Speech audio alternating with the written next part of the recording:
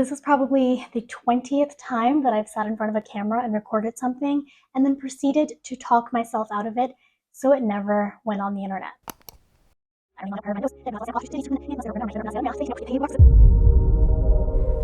literally talking to a camera lens. Nobody comes out of the womb knowing how to talk to an inanimate object. I'm just gonna practice talking to the camera because that's what I do all day and every day. I thought I was going to finally film a YouTube video. I have to pee. How do YouTubers do this?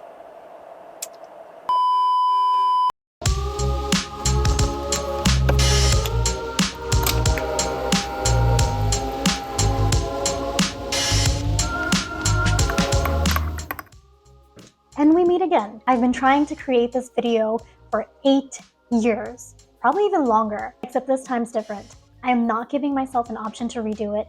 This is going to be uploaded on YouTube whether I like it or not. I just have to pretend that this is FaceTime. Hi, my name is Aastha.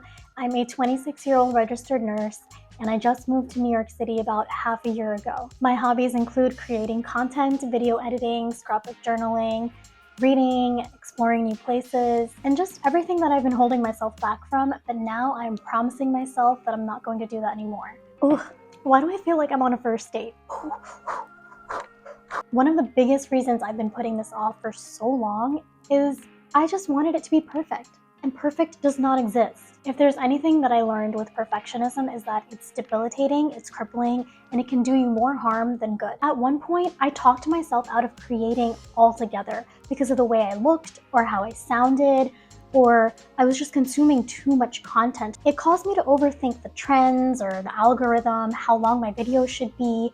But the truth is, the world doesn't need another PewDiePie, another Mr. Beast. The world needs just one of you. In all of that strategic analyzing and overthinking, I forgot the most important part, which was to just have fun. I realized the longer I waited, the more internal pain I was putting myself through. I felt like I wasn't doing anything meaningful. Life had no purpose. Then one day I heard one of my favorite people on the planet, Mel Robbins. She was a former lawyer, now she's a motivational speaker, author, podcast host. She said something. Once something's important to you, it never leaves your mind.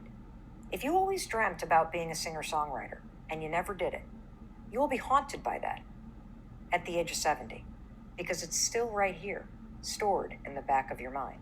It's something that's meant for you, that's trying to call to you. You see, your dreams, you either pursue them or they fucking haunt you. Which one is it gonna be? Once something is important to you, it never leaves your mind. I'd rather live with the idea of trying and failing rather than the question mark of what if. What if you just tried to do those things that your inner child was dying for you to do? Oh my gosh, I almost forgot about this. There's this website that allows you to write a future letter to yourself. Then it sends that letter to you in 3 years' time, 5 years' time, however much time you want it to be sent back to your email. I wrote this letter to myself when I was 20 years old and I completely forgot about it. And it was sent to me 5 years later. The things that I wrote, I want to read some parts of it to you. I hope you've stopped feeling sorry for yourself and instead want to assure your 20-year-old self that you're going to be more than fine, that you're worth it. I want you to do something you've never done today or in the next week. Something spontaneous. Something that you've been holding yourself back from doing but have been urging to do. Take that leap and see where it takes you, and I want you to let go. Stop being afraid. Stop being scared to look stupid or stumbling on your words because you're unsure if they'll resonate with a crowd.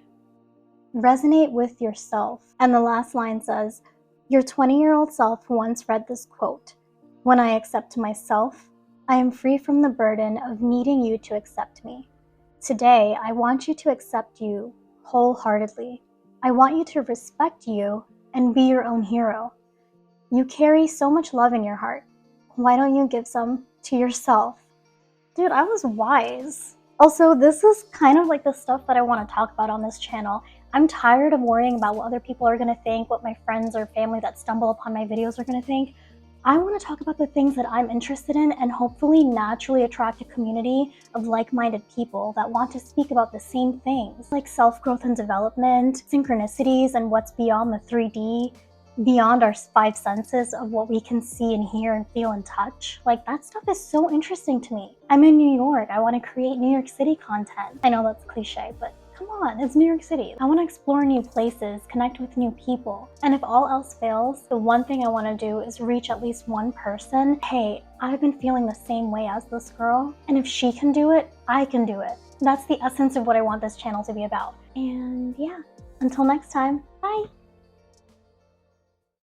I did not just cover the camera. Ugh.